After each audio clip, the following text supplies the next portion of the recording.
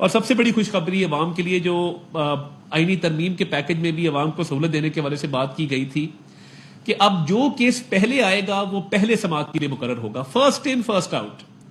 जो बाद में केस आएगा ये नहीं हो सकेगा कि कतार तोड़ के एक बाद में आने वाला केस पहले समाअत के लिए मुकर्रर कर दिया जाए। जो केस वक्त में पहले आया है वो पहले समाअत के लिए मुकर्रर होगा, जो केस बाद में आया है वो बाद में समाअत के लिए मुकर्रर होगा, और ये मुमकिन नहीं होगा कि किसी भी केस को कतार तोड़ के जो है वो पहले समाअत के लिए मुकर्रर किया जाए।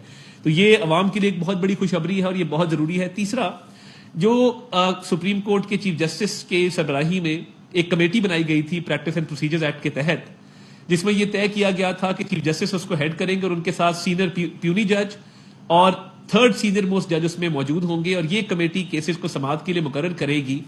उसमें तब्दीली की गई है और चीफ जस्टिस इसकी सरबराही करेंगे, सीनियर प्यूनी जज इसके मेंबर होंगे, और जो तीसरे रुकन है इस कमेटी के वो चीफ जस्टिस सुप्रीम कोर्ट के जजेस में से किसी एक को वक्तन फवक्तन जो है वो शामिल कर दिया करेंगे।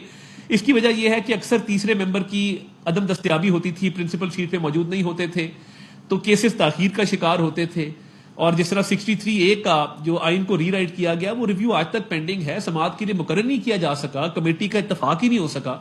तो वो अहम एक कौमी नौयत का मामला है, उस पर एक पंजाब गवर्नमेंट टॉपल कर दी गई। तो 63A के रिव्यू के हवाले से कोई ना कोई फैसला आ जाना चाहिए था।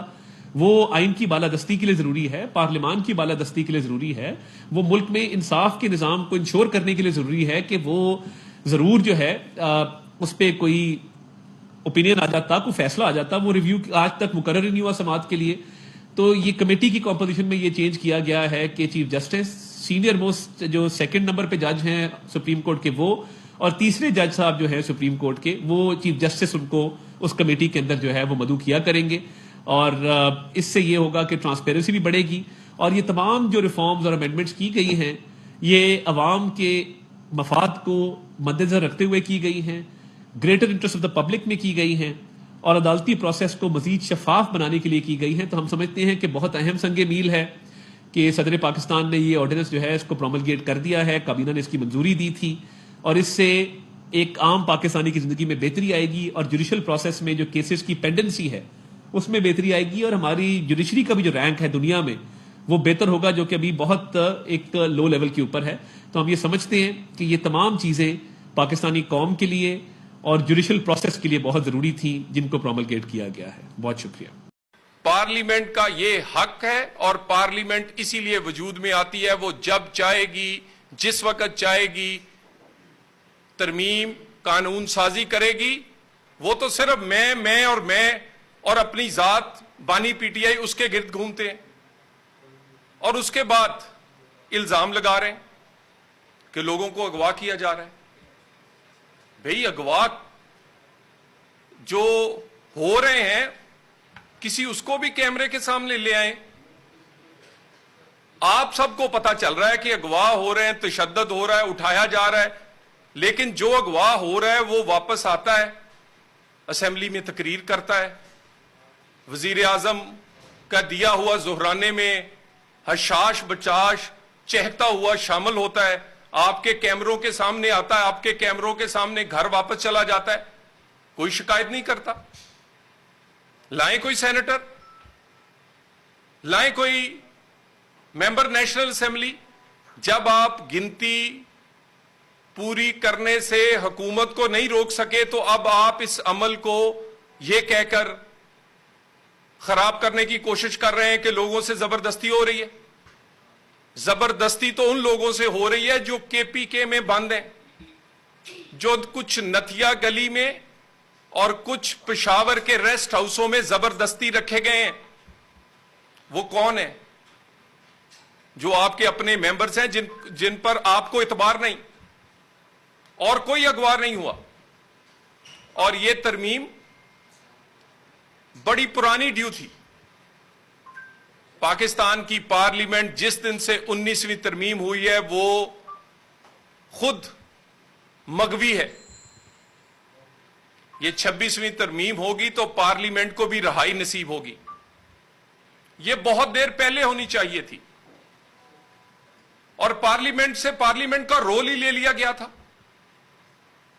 यानी पार्लियामेंट ना अपने बनाए गए आइन का तहफ्फुज कर सकती थी, जब दिल चाहता था उस पर मोहर लगा दी जाती थी एलएफओ की, पीसीओ की, और ना ही ये पार्लियामेंट इतनी कमजोर थी कि अपने बनाए हुए वजीर आजम का तहफ्फुज कर सकती थी।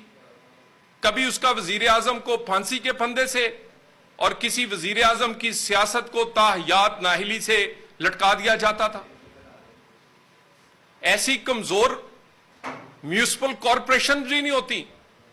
इस पार्लियामेंट ने बहुत ही कॉम्प्रोमाइज किया है और कोशिश की है कि वो अदारों को के सामने खड़े होने की बजाय या अदारों को के किए गए फैसलों पर अमल की बजाय उनके फैसलों को रिवर्ट करे।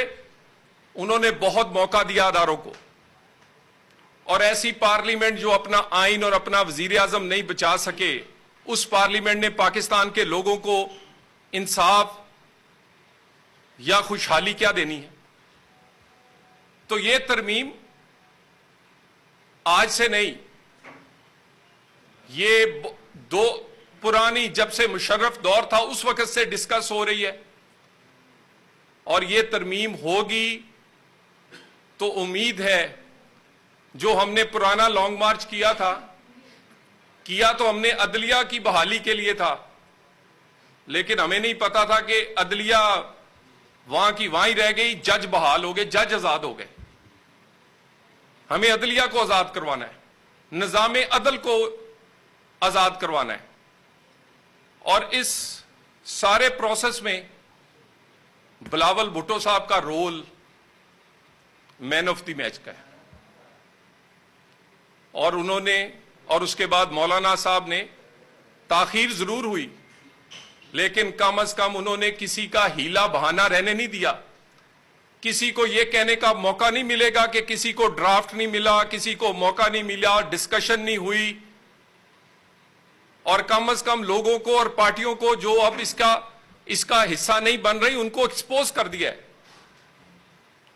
और ये अपना रोल ना हुकूमत में कर सके हैं और ना अपना रोल ये आज अपोजिशन में कर रहे हैं। और इससे पहले कल जो वजाहत आई थी उसकी टाइमिंग भी मैं कह चुका हूं कि वो मुनासिब नहीं लगती थी। लगता इस तरह था कि वो होने वाली ये जो कानून साजी है शायद उस तनाजर में कोई वजाहत आई। हमारे लिए तमाम जज साहिबान काबिल इज्जत है, ना किसी को रोकने के लिए और ना किसी को लाने के लिए तरमीम हो रही है। 2004, 5, 6 जब ये सीओडी हो रहा था, जब इस पर काम हो रहा था, इस पर अमल होने का आगाज हुआ था, और इससे सबसे बड़ा अमल इस पे 18वीं तरमीम में हुआ था, उस वक्त इनमें से बहुत सारे जज साहिबान तो नौकरियों में नहीं थे। तो ये किसी की जात के बारे में नहीं है। बाकी अगर इस तरमीम को कोई एनआरओ बनाना चाहता है या इस तरमीम से इससे पहले एससीओ पर हमलावर होकर एनआरओ लेना चाहता था या 9 मई जैसे वाकया करके और आईएमएफ को खत लिख के ब्लैकमेल करना चाहता था, तो वो बिल्कुल क्लियर फैसला है कि हुकूमत कोई ब्लैकमेल नहीं होगी। हां, बात करती है, बात करके हमने आपको दिखाई है। कंसेंसस पैदा करने की कोशिश को हमारी कमजोरी समझा गया। हुकूमत को ताने दिए गए, इत्तेहादियों को ताने दिए गए कि नंबर्स पूरे नहीं। बात नंबर्स की नहीं थी, बात थी कि नंबर्स इतने हों कि कंसेंसस पैदा हो जाए। मगर कंसेंसस पैदा उन लोगों से हो सकता है जो कि किसी असूल पर, किसी कानून पर खड़े हों। जो लोग सिर्फ किसी की जात के गिर्द सियासत कर रही हो पार्टी, वो खड़ी नहीं हो, वो आपके किसी असूल जाब्ते पे खड़ी नहीं हो सकती। और मैं ये बात की दोबारा कह दूं कि इन्होंने जो वहां कहा है कि जेल में सहूलतें नहीं है, पहले भी जेल के मुतल्लिक हाई कोर्ट्स में रिपोर्ट्स गई। पाकिस्तान का वीआईपी तरीन कैदी है, ये आप सारे जानते होंगे। कभी होटल बुक करवाना हो तो वो कई साइट्स पर होटल बुक करवाते हैं तो वो पूछते हैं कि इसमें एक्सरसाइज मशीन होगी, किचन होगा, इसमें डबल बेड होगा। इन्होंने तो जेल इस तरह बुक करवाई है जैसे ऑनलाइन बुकिंग करवाई हो सहूलतें, कि इनके लिए एक्सरसाइज मशीन होगी, अलहदा किचन होगा, दिन रात डॉक्टर होगा, इनके लिए 2-3 इन्हें वहां पर मुलाजमीन दिए जाएंगे, सुबह इन्हें इंग्लिश अखबार मिलेगी, शाम को उर्दू अखबार मिलेगी। चैनल जो है वो लगातार सारा दिन पीटीवी देखते हैं। इनसे पूछ लें पीटीवी के अलावा कौन सा चैनल देखना चाहते हैं, वो भी उसकी भी तरमीम कर देते हैं। तो कोई ऐसी सहूलत नहीं जो इस वीआईपी कैदी के पास ना हो। एक सीख सहूलत नहीं दे सकते जो एनआरओ है। 190 मिलियन वापस कर दें, तोशा खाना खुद और आपकी बेगम हार वो जो छुपाए हुए हैं वो वापस कर दें। आपसे कोई लड़ाई नहीं है। 9 मई की माफी नहीं, 9 मई जिन्होंने किया है और जिस तरह करवाया है उसको बयान भी करें, तस्लीम भी करें, और जिनसे करवाया है वो सजा भी भुगतेंगे। बाकी सियासत भी चलेगी, पार्लियामेंट भी चलेगी इंशाअल्लाह ताला। और कल सुबह तक, कल का जो सूरज है वो पाकिस्तान में अदलिया रिफॉर्म्स, पाकिस्तान में सियासी इस्तेकाम और पाकिस्तान में उस सियासी इस्तेकाम लेके आएगा जो मुआशी इस्तेकाम लेकर आएगा, जिससे गरीब का चूल्हा चलेगा, पाकिस्तान की इकोनॉमी चलेगी, स्टॉक एक्सचेंज चलेगी, रुपया तकड़ा होगा, एससीओ जैसी और कॉन्फ्रेंसें होंगी, सीपेक 2 होगा। इंशाअल्लाह ताला इस तरह की और भी तरमीम करनी पड़ी, जिस वक्त भी करनी पड़ी। पार्लियामेंट का यह हक है और पार्लियामेंट इसीलिए वजूद में आती है। वो जब चाहेगी, जिस वक्त चाहेगी, तरमीम कानून साजी करेगी। और अगर किसी अदारे के फैसले या किसी अदारे को नोक पलक उसकी ठीक करनी हो और किसी के फैसले ये लगे कि ये आइन और कानून के मुताबिक नहीं, तो उसकी नोक पलक भी पार्लियामेंट संवारेगी और ठीक करेगी कानून साजी से, तरमीम से, अपने इस अमल से। Thank you very much.